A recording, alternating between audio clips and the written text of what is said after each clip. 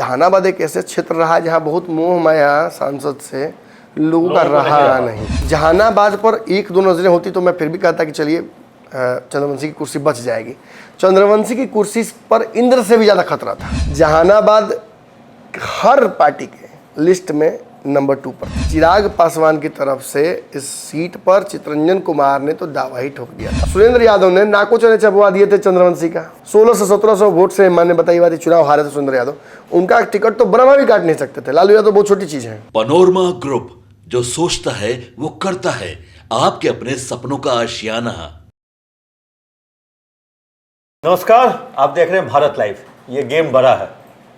इस एपिसोड में हम लोग पर्दे के पीछे के खेल की कहानी को पर्दे पे लाते हैं, जो आखिर पर्दे के पीछे क्या गेम चल रहा है। और अभी हम बात करेंगे जो सबसे बड़ा गेम चल रहा है इन दिनों जहानाबाद में। जहानाबाद में कहें तो एक तरह से नीतीश भरसे तेजस्वी के जहानाबाद की लड़ाई में जेडीयू की तिकरम ने पूरी बाजी पलट दी है। नीतीश ने लगाया चंद्रवंशी को जीत का टीका। अब ये जीत का टीका कैसे लगा? कल तक जो आदमी पिछड़ रहे थे आज अचानक कैसे निकल गए? इसके पीछे कारण है जो नीतीश ने अपने पुराने लोगों को फिर से जमा किया है। इसमें एक व्यवसायिक घराना है, आप नाम जानते होंगे। जहानाबाद मतलब LKM और एरिस्टो कंपनी, और एक तरह से कह ले जो किंग महेंद्र की जो दवा कंपनी है। किंग महेंद्र तो अभी दुनिया में रहे नहीं, लेकिन उनकी दवा कंपनी बहुत बड़ी दवा कंपनी है। और किंग महेंद्र अपने भी 7 बार या 8 बार राज्यसभा सांसद रहे हैं, और उनको सांसद बनना रहता था चाहे वो किसी भी दल से जाए, कांग्रेस से, जेडीयू से, आरजेडी से, मतलब किसी भी दल से उनको सांसद बनना रहता था। उनका निधन हो गया। उनके निधन के बाद उनके भाई साहब जो हैं भोला जी, वो उस कंपनी को देख रहे हैं। लेकिन जहानाबाद से उनका लगाव है, जहानाबाद के पॉलिटिक्स से उनका लगाव है। जहानाबाद में जब जब चुनाव होता है, लोकसभा हो या विधानसभा हो, 1 सप्ताह 10 दिन के लिए वो कैंप करते हैं जहानाबाद में आकर। आज भी अभी भी जो कहें तो वो जहानाबाद में ही है। कहा तो जा रहा है 3 दिन पहले ही पटना आए हैं, और 2 दिन से लगातार नीतीश कुमार के साथ उनकी बैठकें चल रही थी। क्योंकि किंग महेंद्र के परिवार का अगर इन्वॉल्वमेंट जहानाबाद के चुनाव में न हो तो वो चुनाव पूरा नहीं होता, ऐसा माना जाता है। आज ही वो जहानाबाद पहुँचे हैं, और जहाँ पे जेडीयू कार्यालय है वहाँ पे वो बैठ के लोगों से मिल रहे हैं, आम जनता से मिल रहे हैं, पत्रकारों से मिल रहे हैं, इंटरव्यू भी दे रहे हैं। तो कई तरह की वहाँ पे चर्चा चल रही है। और किंग महेंद्र के भाई भोला जी का जहानाबाद आना अपने आप में एक फिजा में, एक कहें जो एक हवा में एक दूसरी बात तैर जाती है। हम नमन जी से बात करेंगे। नमन जी, क्या लग रहा है जहानाबाद का, किंग महेंद्र का परिवार का इन्वॉल्वमेंट जिस तरह से हुआ है? देखिए, किंग महेंद्र ही नहीं, मैं तो कहूँगा कि जहानाबाद में जितना एंटीबायोटिक दिया जा सकता था एक बार में ही एक ही भाइल में डाल के दे दिया है जदयू ने। क्यों जरूरत पड़ी ऐसी? निश्चित है कि जिस दिन चुनाव के बारे में सुगबुगाहट पहली बार शुरू हुई थी, आज से 1.5 साल पहले, कि ये मोदी को रोकने का चुनाव होगा, और उस वक्त नीतीश कुमार साथ नहीं थे मोदी के, तो अभी ये कन्फर्म हो गया था कि जहानाबाद सीट पर तो मोदी ऐसा पटकने देने वाले हैं नीतीश कुमार को कि नीतीश कुमार मैंने आंकड़े में भी नहीं रहेंगे, कहीं आंकड़े में भी दूर दूर तक नहीं रहेंगे। चूँकि पिछली बार देखिए कुछ चीज़ें इनके खिलाफ जाती हैं, चंद्रवंशी के खिलाफ। देखिए, चंद्रवंशी स्वभाव से भी थोड़े ढीले हैं, मतलब ढीले इन द सेंस कि मैं बुराई नहीं कर रहा हूँ, बहुत ज़्यादा, हाँ बहुत ज़्यादा मतलब अग्रेसिव होकर अनावश्यक बात बोलने वाले आदमी नहीं है। कम मीडिया प्रेजेंस होता है, तो ज़्यादातर लोग तो इस पेशों में। लेकिन लोग कह रहा है जो इनके सांसदी को टेक ओवर इनके बेटे ने कर लिया। हमें वहीं आ रहा था। तो इसी वजह से यही एक बड़ा कारण है कि वो मीडिया में बहुत आपको दिखते नहीं। हाँ। एक और बड़ा विवाद हो गया, इनके बेटे भी गायब हो गए थे सीन से 6 महीने के लिए। एम्बुलेंस वाला एक विवाद हुआ जिसमें आरोप लग गया कि भाई सांसद निधि से जो एम्बुलेंस आया है उसमें घोटाला हो गया। 102 था शायद जी। तो अब सोचिए उस मामले में भी इनकी बात फंस गई। अब उतना ही नहीं, इनके क्षेत्र में सबसे बड़ी समस्या ये हुई कि जितने सर्वे हुए हैं उन सब सर्वे में चंद्रवंशी को कमज़ोर दिखाया गया। चाहे किसी भी चैनल ने किया हो, चाहे किसी एजेंसी ने किया हो, कहीं भी इनको दिखाया नहीं जाता नज़दीक लड़ाई में। उसका एक बहुत बड़ा कारण ये था कि पिछली बार जब ये चुनाव लड़ने गए थे तो पूरे बिहार में सबसे कम मार्जिन से जीत इन्हीं की हुई थी। जो मार्जिन था 1751, और अंतिम रिजल्ट जहानाबाद का ही आया। अब मुझे बताइए भैया कि लोकसभा के चुनाव में 1751 वोट से जीतना हार के बराबर ही। ये तो निगम पार्षद इतना से जीतता है। आप कहने का मतलब सांसद तो बन गए, हाँ। लेकिन आपको सांसद वाला रुतबा नहीं मिलेगा। सरकार जो देती है वो सब मिल जाएगा, लेकिन आपको जनता बहुत टहलाएगी। और सच्चाई है। और जहानाबाद एक ऐसे क्षेत्र रहा है जहाँ बहुत मोह माया सांसद से लोगों का रहा नहीं है, इतिहास रहा है। इस क्षेत्र से आते थे जिनका आपने नाम लिया, कभी भी वो सांसदी का चुनाव लड़ने के इंटरेस्टेड क्यों नहीं लगे, कि वो जानते थे कि उसमें ज़्यादा रिस्क है। वो राज्यसभा की टिकटों पर आया जाया करते थे, जिस पार्टी से मिल जाएगा ले लेंगे, कोई दिक्कत नहीं। अंततः जदयू से वो थे अंतिम दौर में। तो उनका पकड़ है, उनकी पकड़ वास्तविक सांसद से भी ज़्यादा उस क्षेत्र में है। और ये माना जा रहा था कि इस बार उनके परिवार के लोग जदयू को सपोर्ट नहीं करेंगे। ये भी खबरें आ रही थी कि उनके परिवार से कोई चुनाव लड़ सकता है या कोई कैंडिडेट खड़ा किया जा सकता है उनके परिवार की तरफ से। जहानाबाद पर एक दो नज़रें होती तो मैं फिर भी कहता कि चलिए चंद्रवंशी की कुर्सी बच जाएगी।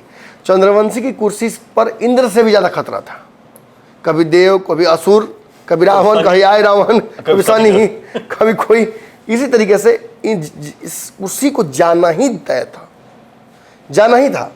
आपको याद होगा जिस वक्त सीट बंटवारा हो रहा था, चिराग पासवान भी ये सीट चाहते थे। जहानाबाद हर पार्टी के लिस्ट में नंबर 2 पर थी। आपको पता होगा चिराग पासवान ने 8 सीटें तय की थी जिन पर वो फोकस करेंगे और उन सीटों पर जीताने में भी मदद करेंगे अगर प्रत्याशी किसी और का होता है तो एनडीए का।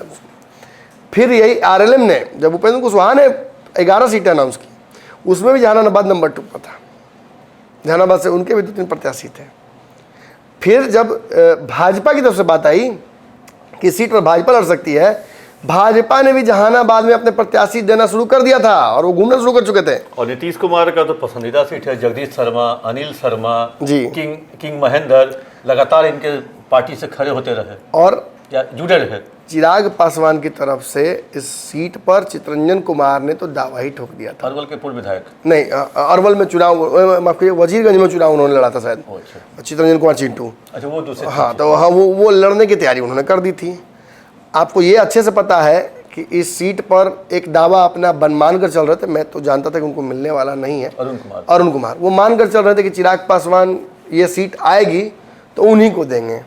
जब सीट नहीं आई तो नाराज हो गए कि चिराग पासवान ने ठीक से मांगा नहीं। और उसके बाद आपको मज़ा ही इस बात को जानकर आएगा कि उन्होंने कहा कि बाकी किसी सीट पर में से जो आई है उसी में से लड़ा दूँ।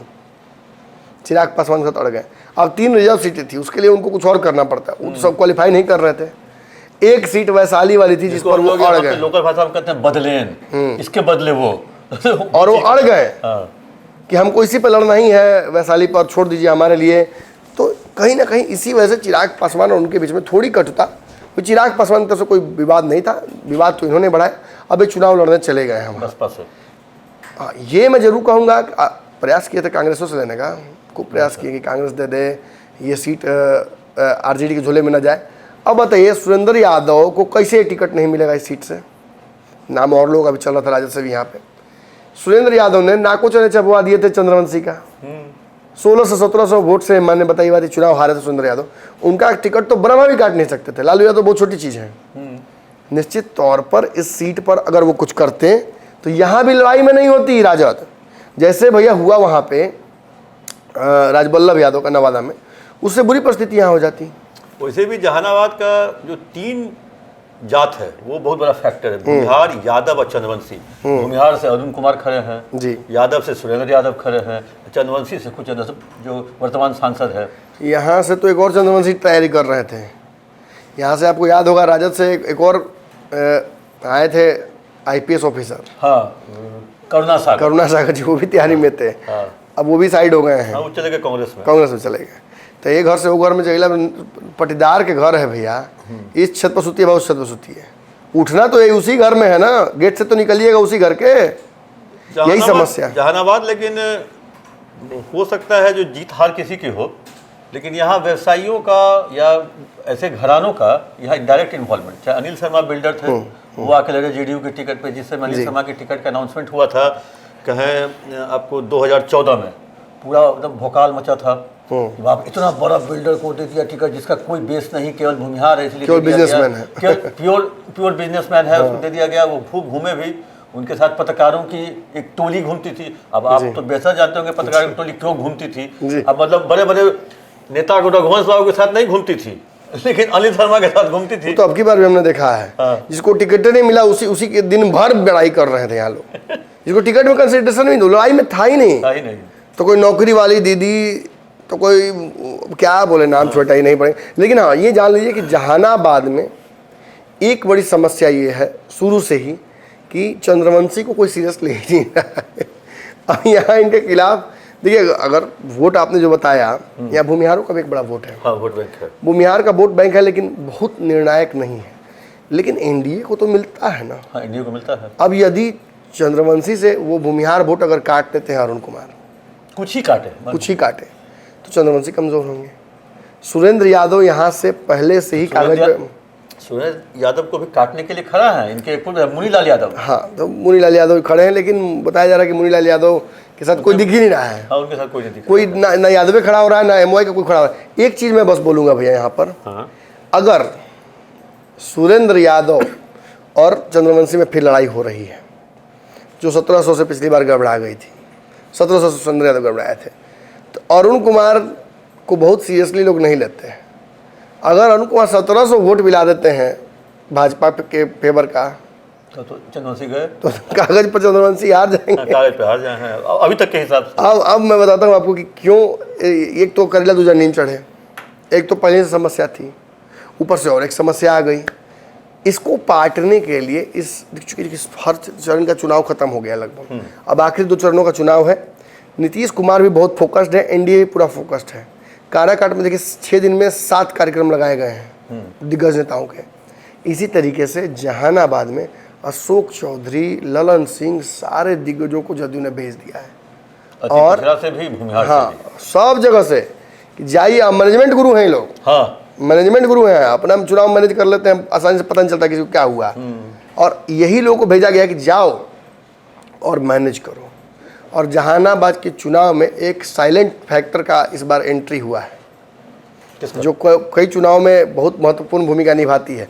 अब भाई देखिए, केस फेस मत करिए लोग, इसको बात को सीरियसली न लिया जाए।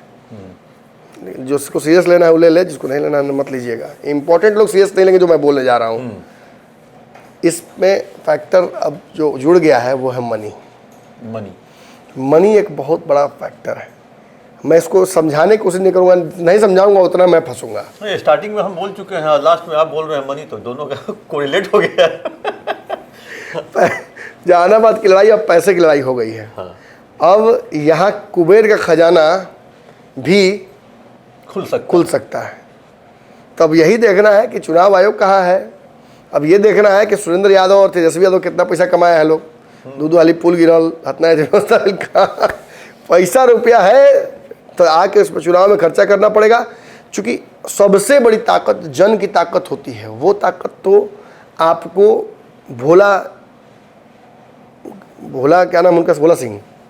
हाँ, भोला सिंह के पहुंचते ही मिल जाती है। अब बाकी जो ताकत है कुबेर वाला, उसका पता लगाइए आप, कुछ काम आप लोग भी कीजिए। 3 दिन से भोला बाबू लोग कहते हैं उनको, यहाँ पटना में थे। आज अभी वो पहुंचे हैं 2 घंटा पहले। जिस समय उनकी नीतीश कुमार से मुलाकात हुई, हाँ, उस समय ये तय हो गया कि जहानाबाद का अब किस्सा पलटेगा।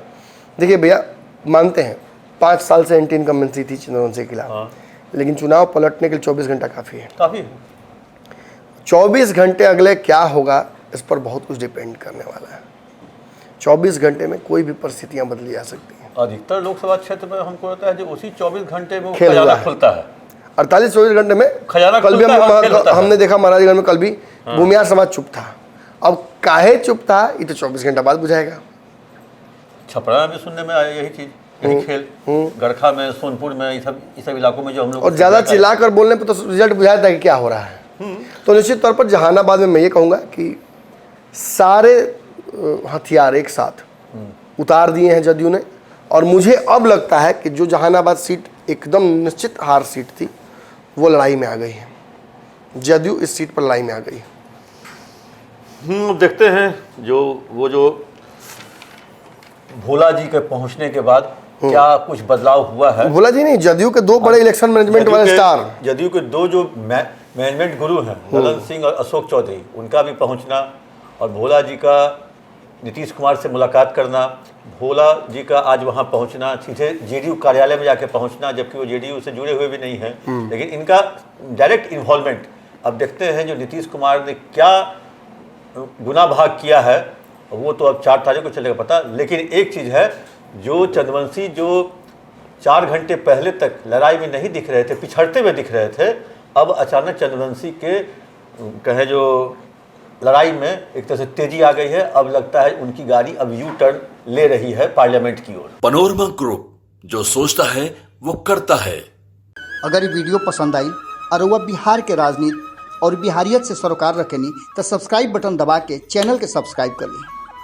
ओजे एगो घंटी बा, ओकरा बटन दबा देला से कुल सटीक और मारक खबर रुआ मुफ्त में मिल जाई।